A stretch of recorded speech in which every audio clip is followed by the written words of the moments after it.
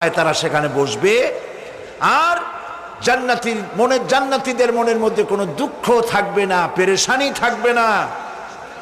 পৃথিবীতে মানুষের দুঃখ থাকে, পেরেশানি থাকে, সেখানে কোনো দুঃখ আর পেরেশানি থাকবে না। সেই জায়গাটা হবে শীতাতপ নিয়ন্ত্রিত, না শীত না গরম, চির বসন্ত বিরাজ করবে। জান্নাতীরা সেখানে থাকবে।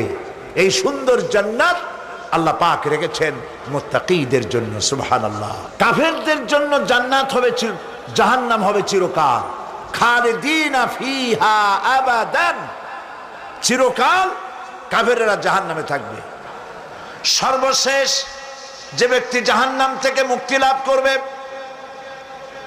তাকে আল্লাহ পাক বলবেন, ফেরেশতাদেরকে বলবেন, ও আমার ফেরেশতারা, আমার এই বান্দাকে জান্নাত এবং জাহান্নামের মাঝখানে রেখে দাও। জান্নাত এবং জাহান্নামের মাঝখানে লোকটি যখন থাকে